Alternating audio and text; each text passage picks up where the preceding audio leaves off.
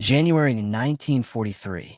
Over the endless Pacific, a lone Japanese reconnaissance aircraft drifts through rising clouds, its engine humming against the vast emptiness below. The pilot scans the horizon, expecting nothing but open ocean and scattered coral. Instead, something unexpected cuts through the mist. A thin steel tower rising from a remote American-held atoll, its skeletal frame catching the early sunlight. He circles once, cautious. Through his headphones, faint electrical pulses crackle. Rhythmic, unnatural, unlike any radio traffic he has heard this far from a major base. The tower stands motionless, accompanied by a cluster of small huts, cables snaking through the sand, and a rotating structure he cannot identify. No aircraft are visible. No ships. No reason, in his mind, for such isolated construction. He writes a brief note in his logbook, believing the structure to be insignificant. A simple observation post. Another lonely outpost on another forgotten island. But when his report reaches senior Japanese commanders, confusion spreads. Because what he has glimpsed is not a lookout tower. It is one node of an enormous, growing American shield. A radar network stretching far across the Pacific, farther than Japan ever believed possible. And understanding how that shield formed begins with the world in which it was born. In the years leading into the Pacific War, Japan viewed the ocean as both a barrier and a weapon. Its commanders believed distance favored them. The Pacific was immense, dotted with isolated islands, and to many Japanese planners, it was a battlefield defined by mobility, surprise, and the silent approach of naval aviation. Their doctrine was built on striking first, and striking without being seen. Radar, at this early stage, was a technology still in its infancy worldwide, often regarded as experimental or unreliable. Japan invested in it, but cautiously. Their early sets were limited, few in number, and distributed sparingly across the empire. The idea that the United States might deploy radar across hundreds of islands seemed implausible. Yet, beneath the calm surface of the 1930s, research in America was gathering momentum.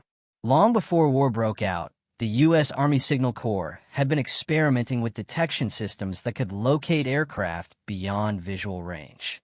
In 1935 and 1936, American engineers tested primitive sets along the East Coast, watching blips move across oscilloscope screens with growing fascination. It was slow work. Equipment was bulky, temperamental, sensitive to weather, and often misunderstood by military officers who preferred the reliability of human scouts. Still, the scientists pressed forward, driven by the suspicion that air power would reshape future conflict. By the late 1930s, the U.S. Navy was also exploring radar's potential. Ships, such as the USS New York, carried early prototypes, and fleet exercises revealed an uncomfortable truth. Traditional lookout methods were no longer enough. Aircraft could appear too quickly. Night attacks, once rare, became increasingly feasible. Something had to change. Meanwhile, events in Asia were accelerating the timeline. Japan's war in China showcased the expanding role of aviation. American observers noted how rapidly airfields, bombers, and fighters were transforming the battlefield. The Pacific, with its vast distances, demanded an early warning system unlike anything that existed.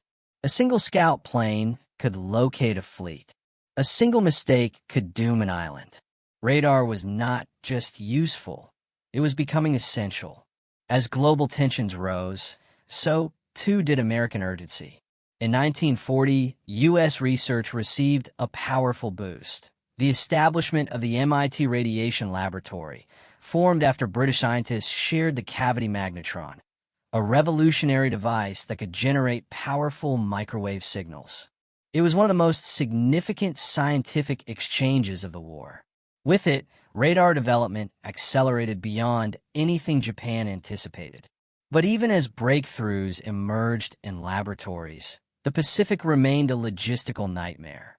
The ocean stretched over thousands of miles, and its islands varied from volcanic peaks to low coral atolls. Many lacked fresh water, electricity, or even soil stable enough to anchor heavy equipment. Building a network across such terrain would require ships, engineers, cables, fuel, and constant maintenance. Few nations could attempt such a project. Fewer still could sustain it. And yet, by 1941, the United States had already begun mapping out where radar stations could be placed, from Hawaii to Midway, from Samoa to the Aleutians. Early warning would no longer rely solely on human eyes.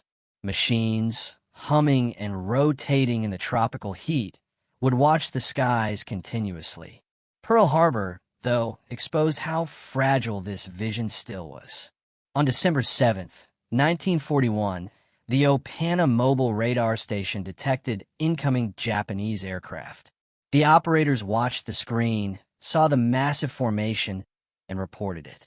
But the warning was dismissed. The technology was too new, the trust too limited. The attack that followed devastated the Pacific Fleet and ignited an American determination to never again ignore what radar could show. After Pearl Harbor, the United States launched one of the most ambitious surveillance projects in modern military history. Factories increased production. New models were designed. Signals officers were trained. Transport ships loaded with radar components set out across the Pacific. Japan watched, but from afar, largely unaware of the scale. Their own radar program continued, but shortages of materials, limited industrial capacity, and doctrinal skepticism slowed progress. They knew the Americans were using radar, but not how far the network extended, nor how rapidly it was growing. By early 1943, that gap was becoming a strategic fault line. And to understand how it widened, we must look deeper into the second phase of America's Pacific radar expansion, the stage where the system became not just a collection of isolated sites, but a cohesive defensive web. Pearl Harbor did more than expose American vulnerability. It reshaped the nation's understanding of the Pacific itself. What had once been viewed as a distant expanse now appeared as a series of potential attack corridors. Every island, every airfield, every reef that could host a radar set suddenly mattered. The United States no longer saw the Pacific as peripheral. It saw it as a front line stretching thousands of miles, requiring constant vigilance. By early 1942, American commanders pushed for an immediate expansion of radar coverage. Hawaii would no longer stand alone. The Aleutians, battered by violent storms and Japanese raids, became one priority. Midway, already strategically vital, became another. In the South Pacific, newly established bases like Samoa, Efate, and Espiritu Santo needed early warning capability to protect supply routes. The challenge was enormous, transporting heavy radar gear across submarine-infested waters, delivering it to remote islands lacking docks, and constructing stable platforms on beaches where the sand shifted under every shovel. Yet engineers persevered. Army Signal Corps units operated under brutal conditions. In some places, they had to clear jungle just to assemble a generator. In others, they climbed volcanic slopes to find the only solid ground for the rotating antennas. Men worked through monsoon rains, blistering heat, and the constant threat of air attack. Equipment corroded under salt winds. Wires snapped. Generators broke down. But every completed station strengthened the chain. The network did not grow uniformly. It expanded in layers, each shaped by strategic needs. The first layer defended the Hawaiian Islands, the heart of America's Pacific Command. The second layer guarded critical supply routes connecting the United States to Australia, where Allied forces were regrouping after early defeats. The third layer protected forward positions that would support counteroffensives, places like Espiritu Santo and Guadalcanal. With each station added, a new concept began to take shape: radar information centers. These centers were the brains behind the expanding network. Operators sat before large plotting boards, tracking aircraft movements detected by remote stations. They coordinated with fighter squadrons, naval patrols, and anti-aircraft batteries. For the first time in the Pacific, defenders could see beyond the horizon. Attacks that once arrived with no warning now triggered alarms minutes, sometimes tens of minutes, before the first bombs fell. To Japan, this capability was largely invisible. The Imperial Japanese Navy had expected to dominate early war reconnaissance. Its long-range float planes and scout aircraft were excellent. Its aviators were skilled, and its doctrine emphasized bold, aggressive strikes intended to destabilize American defenses. What Japanese commanders did not realize was that an unseen American network was beginning to detect their movements long before reconnaissance pilots sighted their targets. As 1942 continued, American radar models improved rapidly. Sets like the SCR-270 and SCR-271 were replaced or supplemented by naval systems such as CXAM and later improved variants mounting on warships from destroyers to carriers. The fusion of land-based and sea-based detection gave U.S. forces a multi-layered shield, a capability Japan struggled to match. But the real transformation came when radar data began guiding fighters. Before radar, pilots scrambled blindly, often too late to intercept incoming raids. With radar direction, interceptors could climb to the correct altitude, vector toward enemy formations, and strike before bombers reached their targets. This shift unsettled Japanese planners, who relied heavily on surprise. Their crews began to report American fighters appearing too quickly, as if waiting for them. By late 1943, Japanese officers studying operational reports noticed a disturbing pattern. Their reconnaissance flights were detected far earlier than expected.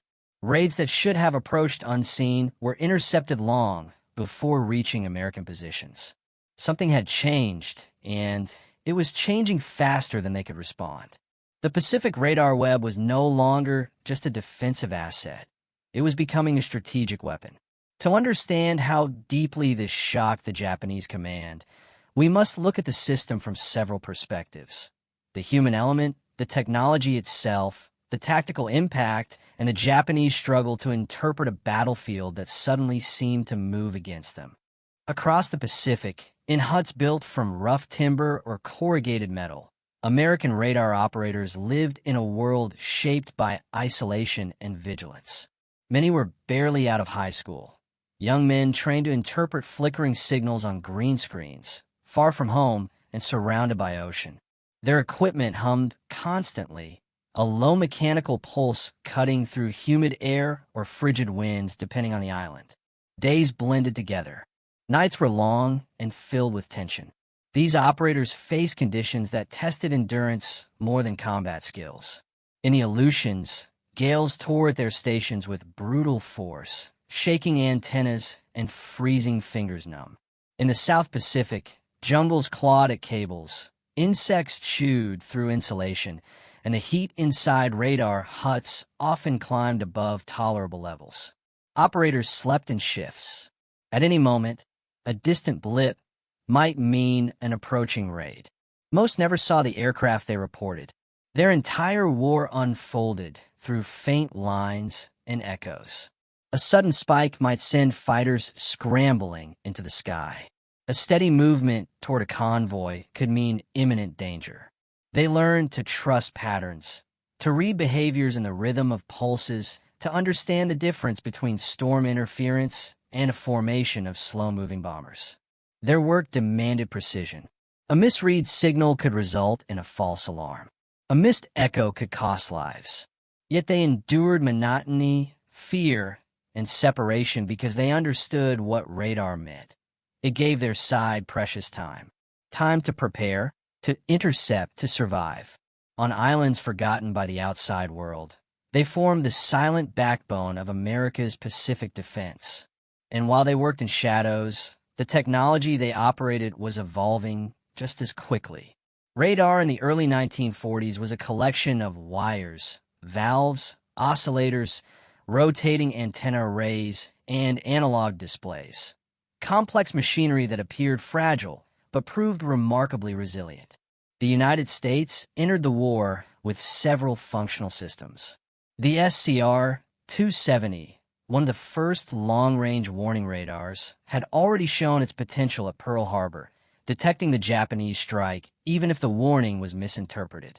Its sibling, the SCR-271, offered similar capability in a fixed installation with better stability. Naval radars, such as the CXAM, expanded coverage to the fleets. Mounted high on masts, they extended the reach of American carriers and cruisers, giving commanders the ability to track incoming aircraft long before lookouts could see them. Later models improved clarity, range, and reliability. Microwave radars, born from the magnetron breakthroughs shared by Britain, tightened detection beams and enabled precise altitude tracking, a capability Japan struggled to match. But radar was more than hardware. It required generators, fuel, trained technicians, spare parts, and constant maintenance. Pacific humidity corroded metal. Saltwater ate insulation.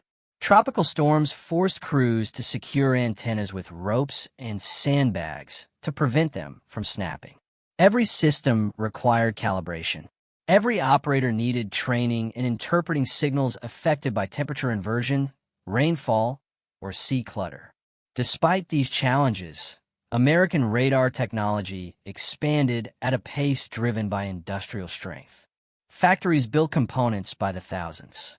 Universities and laboratories churned out improvements, feeding directly into the field.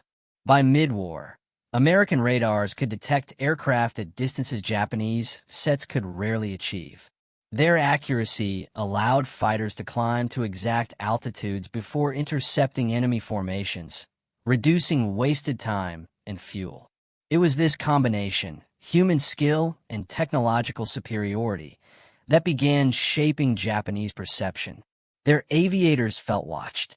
Their commanders sensed that something invisible was tilting the skies against them. And to understand how deeply this unsettled the Japanese high command, we must examine their perspective next. From Tokyo to forward bases across the Pacific, Japanese commanders entered the war with firm confidence in their aviation doctrine. Their forces had spent years perfecting long-range scouting, surprise attacks, and rapid strikes launched from carriers or remote island airfields.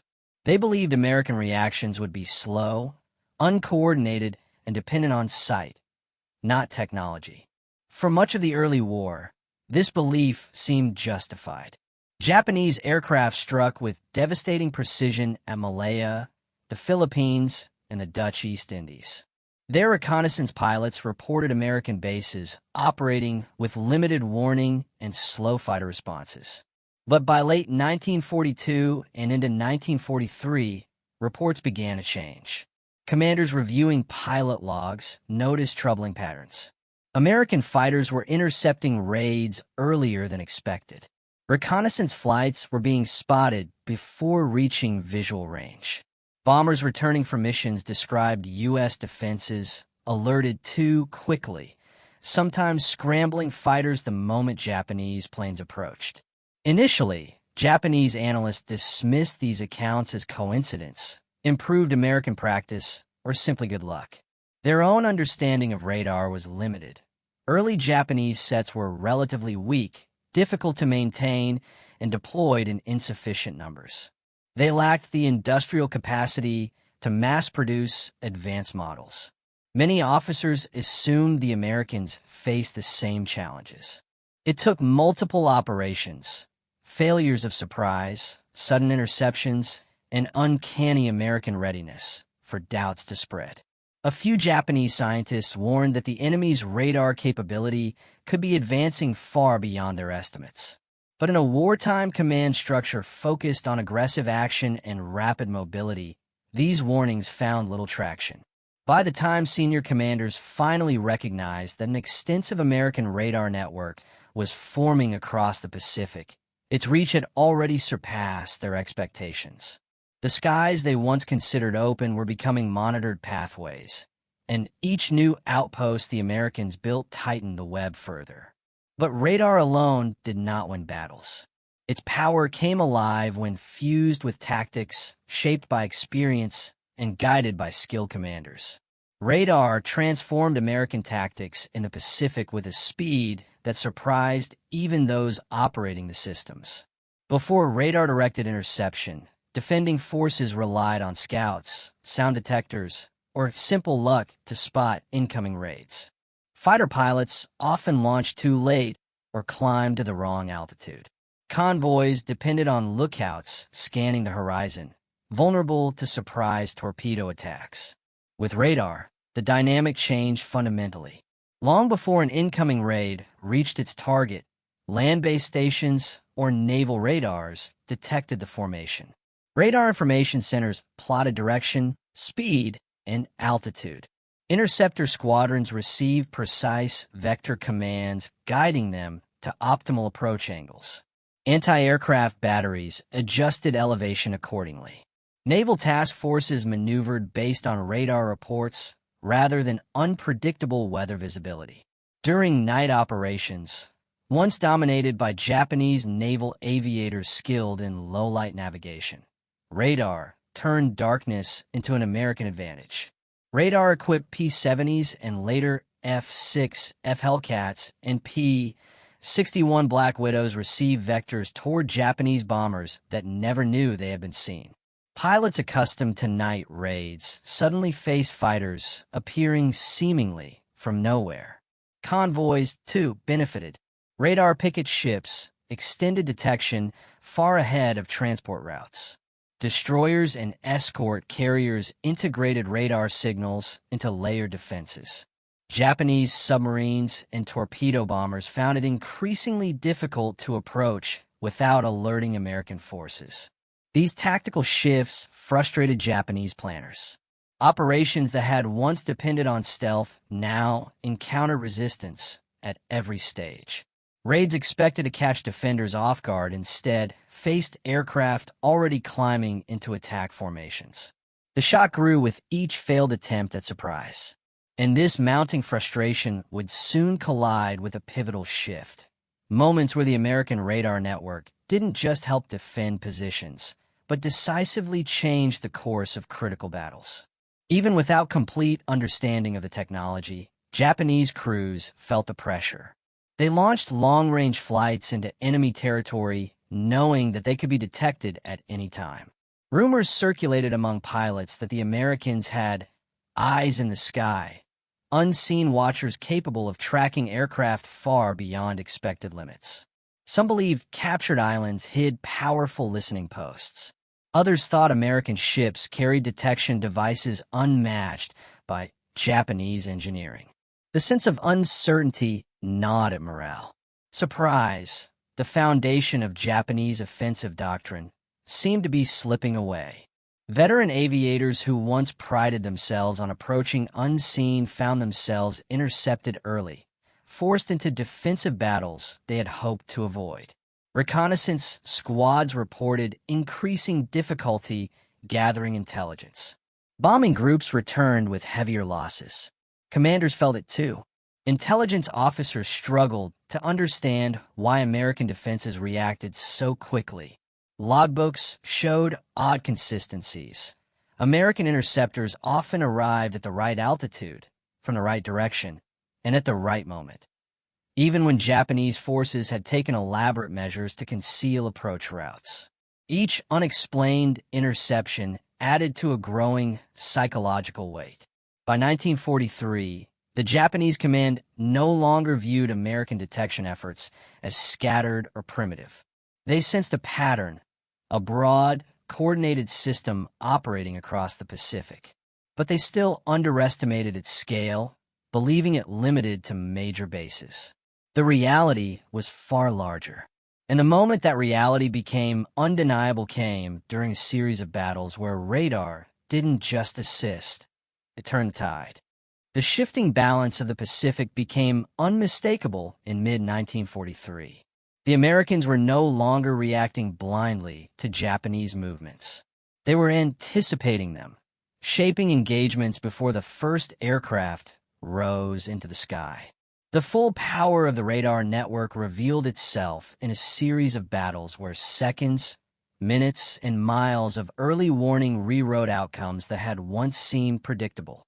One of the clearest examples emerged during the Solomon Islands campaign, a grinding, months-long struggle defined by night raids, naval clashes, and relentless attempts by Japan to regain the initiative after losing Guadalcanal.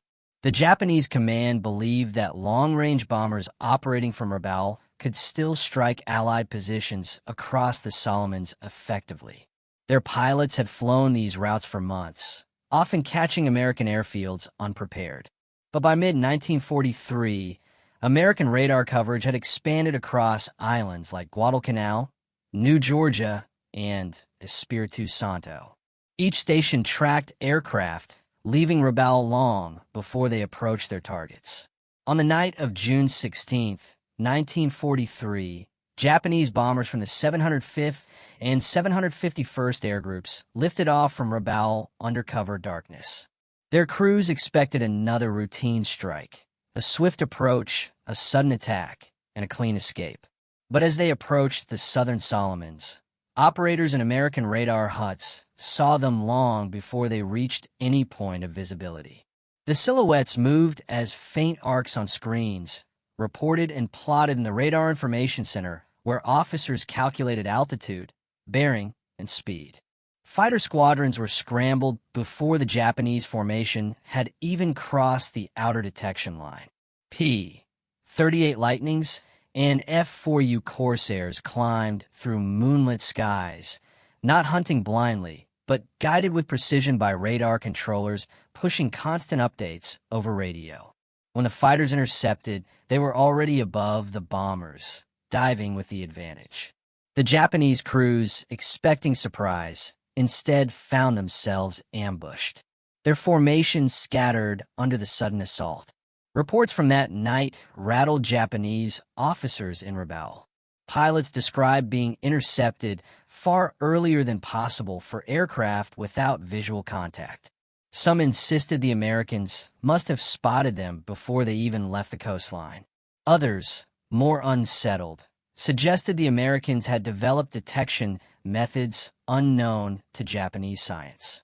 A few officers speculated about advanced radio equipment. Still, the majority underestimated what they faced, assuming the Americans had isolated radar sets on larger islands, nothing more.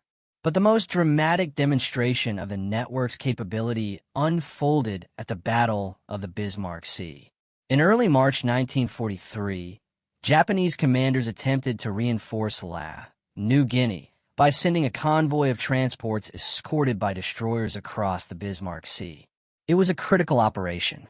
Without these reinforcements, Japanese positions in New Guinea risked collapse. The convoy departed Rabaul, believing it could dodge Allied attention by timing its movement and using bad weather as cover. They were wrong. Allied coast watchers observed preparations, but it was radar that provided continuous, precise tracking. Australian and American stations on the northern coast of New Guinea picked up the convoy's air cover long before visual scouts could confirm. Radar-equipped aircraft shadowed Japanese planes and ships from a distance the Japanese air crews could not detect. Each movement, each course adjustment, was followed in near real time. When the attack began on March 3rd, Allied aircraft arrived with uncanny accuracy. Wave after wave of 20 Havocs, B-25 Mitchells, and Beaufighters descended on the convoy. Skip bombing runs hit transports at point-blank range. Japanese fighters attempted to defend, but radar-guided American interceptors met them first. The convoy was devastated. 8 transports and 4 destroyers were sunk. Thousands of troops destined for New Guinea never reached shore.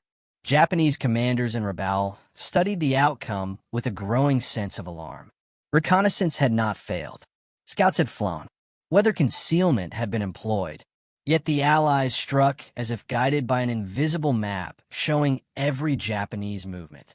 Officers examining the pattern concluded that the Americans must have developed a far-reaching radar and interception network, though few believed it extended across the entire Pacific. The shock grew deeper as American carriers regained strength. During operations in the Central Pacific, radar-directed fighter control proved decisive against Japanese raids attempting to strike at Task Force 58 and other fast carrier groups.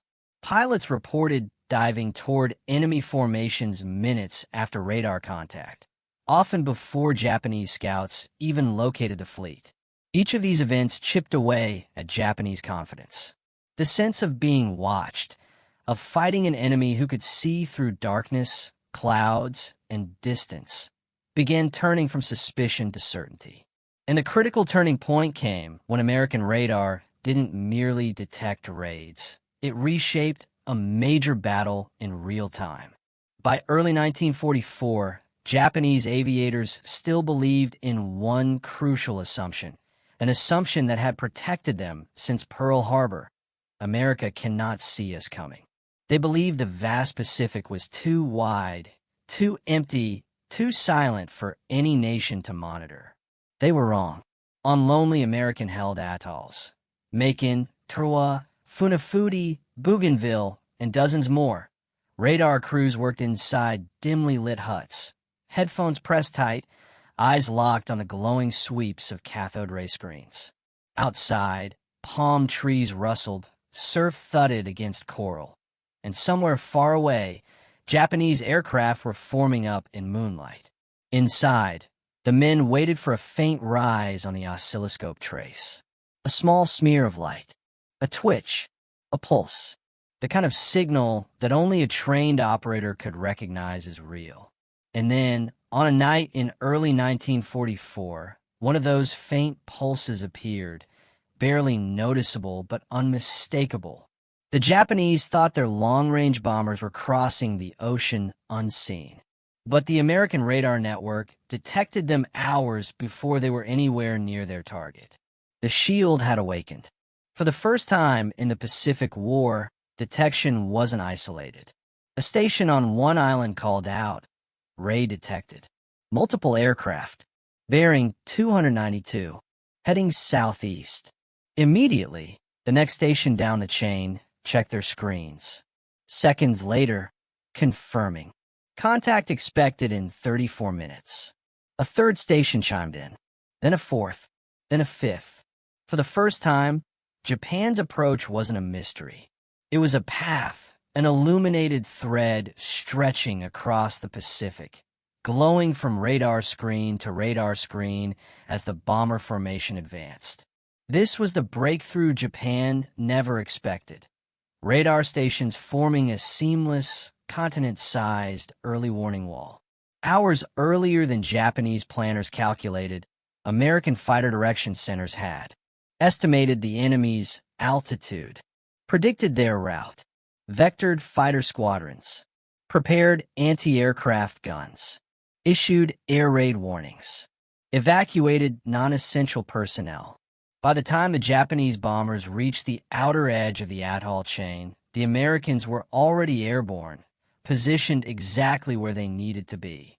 Japanese crews expected to surprise their enemy. Instead, they saw fighters emerging from the clouds, as if waiting for them. One pilot, stunned, radioed, "How did they know?" The answer, because the shield had watched them from the moment they lifted off. Within weeks, Japanese intelligence officers studying raid failures reached a disturbing conclusion. American reaction times were no longer random. They were no longer lucky. They were systematic. Every time Japanese aircraft approached major Allied bases, fighters arrived too early. Ships maneuvered too perfectly. Gun crews just happened to be ready. Someone, somewhere, was seeing everything. And that realization shattered one of Japan's final illusions. The illusion that distance itself was their protection. By mid-1944, the consequences of the American radar network were impossible for Japanese commanders to ignore. The long-held advantage of surprise, the bedrock of Japan's offensive doctrine, had been systematically eroded. Island by island, the Pacific was becoming a monitored, predictable environment. Aircraft could no longer strike unseen. Convoys could no longer slip past patrols without detection. Every operation faced the invisible eyes of the radar shield. The impact on air superiority was immediate. Fighter squadrons, guided by radar controllers, intercepted Japanese bombers with unprecedented efficiency. Pilots flying night raids, once considered virtually untouchable, were now met with well-positioned American aircraft ready at precise altitudes and headings. By the time Japanese commanders realized a raid was in progress, the enemy was often already engaged, sustaining heavy losses. The Battle of the Bismarck Sea, though already covered in the climax, marked only the beginning. Subsequent operations, from the Solomons to the Gilberts, revealed that radar-directed defense could decisively shape outcomes. Japanese convoys were spotted early, bombers intercepted over vast stretches of ocean, and surprise attacks failed repeatedly. Reports filtered back to Tokyo describing unseen American systems that detected aircraft long before any visual contact, fueling growing concern among Japanese strategists.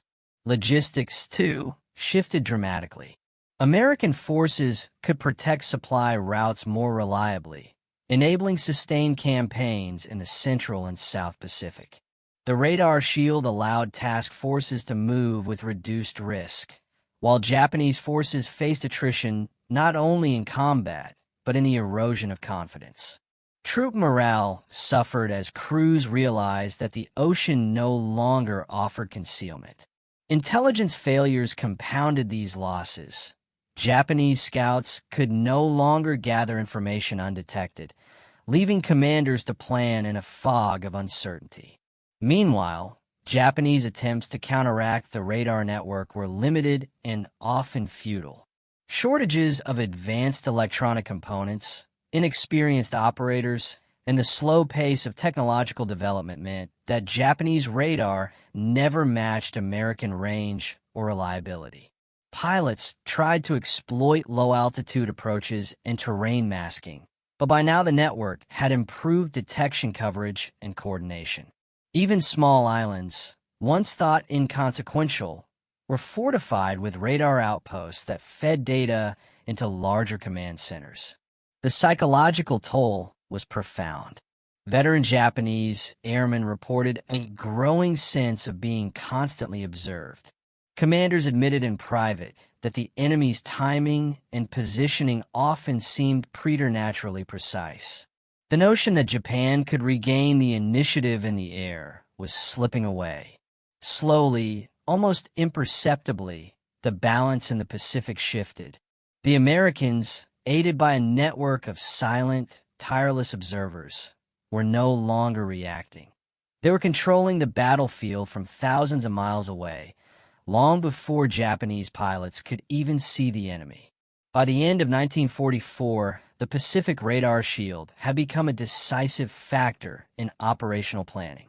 It enabled the success of island-hopping campaigns, safeguarded convoys critical for sustaining offensives, and steadily eroded Japan's ability to launch surprise strikes. What had begun as isolated experiments in detection had evolved into a strategic weapon, a tool that did not merely defend, but fundamentally reshaped the tempo and outcome of war in the Pacific. The consequences extended beyond immediate losses. They set the stage for the final campaigns in the Marianas, the Philippines, and beyond, where radar-guided interception became a central component of American strategy, and Japan's inability to counter it accelerated their decline. The full realization of radar's impact in the Pacific became undeniable during the Marianas and later campaigns. By 1944, Japan's long-range reconnaissance and strike operations were increasingly stymied. Japanese commanders repeatedly reported that American fighters and anti-aircraft batteries seemed to anticipate their every move.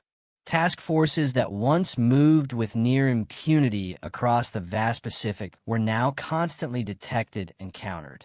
The illusion of invisibility had vanished. The Marianas Campaign, including the pivotal battles for Saipan, Tinian, and Guam, highlighted the operational supremacy that radar conferred. Radar stations on neighboring islands and American ships detected approaching Japanese aircraft long before they reached the fleet. Fighter direction centers guided interceptors to optimal positions, allowing defenders to engage at maximum advantage.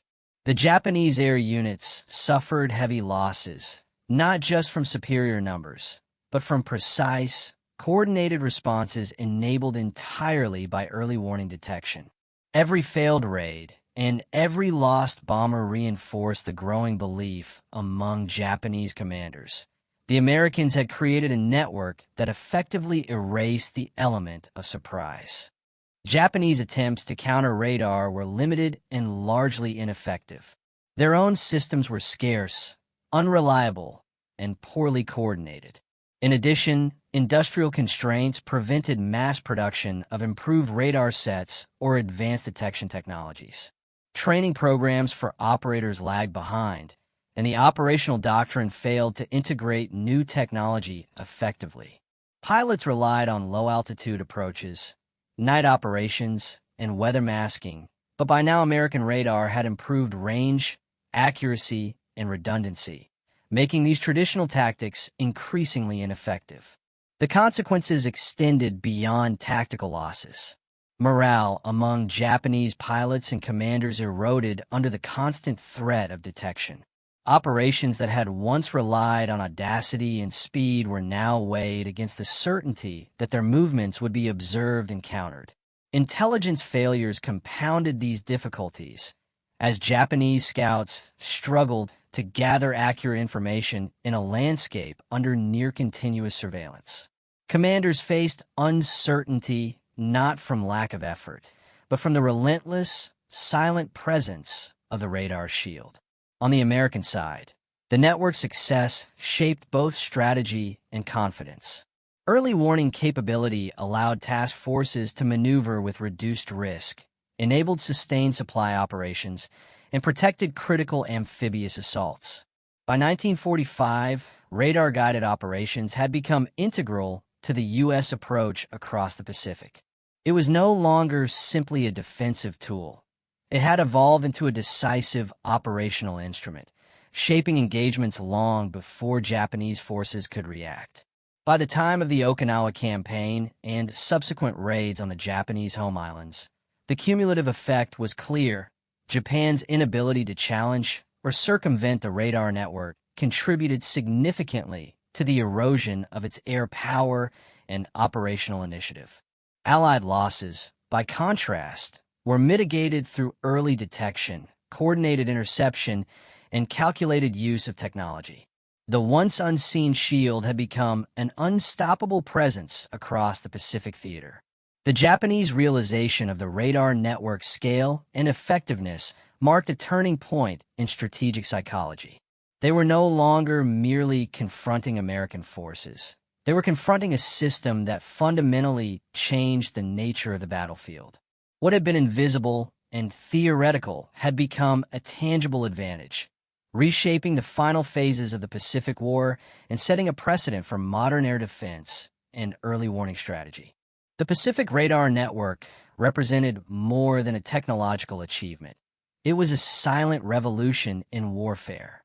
Across countless islands, over endless stretches of ocean, machines and men worked together to see what human eyes could not. From the hum of generators to the faint sweep of cathode ray screens, a hidden infrastructure emerged, one that altered the very nature of combat. What had once depended on surprise, speed, and instinct now bowed to coordination, anticipation, and the relentless observation of an invisible shield. For Japanese commanders, the revelation was staggering. The vastness of the Pacific had once promised concealment and opportunity. Now it offered neither. Decisions once guided by confidence and boldness were now clouded by uncertainty. Every flight, every convoy, every raid was potentially observed before it even began. The psychological impact, the erosion of trust in one's own advantage, became as decisive as the physical losses inflicted by radar-guided interceptions. For the Americans, the network was a testament to foresight, innovation, and perseverance. From experimental labs at MIT to remote, windswept atolls, engineers and operators created a web of vigilance that transformed islands into nodes of strategy. It demonstrated the power of integrating technology, human skill, and tactical doctrine into a coherent system capable of shaping the battlefield at a distance. It was a quiet, invisible force, yet its influence rippled through every decision, every engagement, and every outcome in the Pacific theater. Ultimately, the story of America's Pacific Radar Network is a lesson in the evolution of warfare itself. The ocean, once an ally of the unseen attacker, became a monitored corridor. Surprise, once the jewel of offensive strategy, was no longer guaranteed, and humanity's struggle to master both technology and circumstance took center stage, revealing that in modern war, the battlefield is not just where men fight, but where vision, information, and anticipation converge. The Japanese commanders who glimpsed this unseen shield could not undo its presence. What they had dismissed as distant experiments became instruments of strategic dominance. And in the vast, sun-drenched Pacific, the quiet pulse of radar would continue to watch, unseen but decisive. A reminder that in war, what is unseen can determine the fate of nations.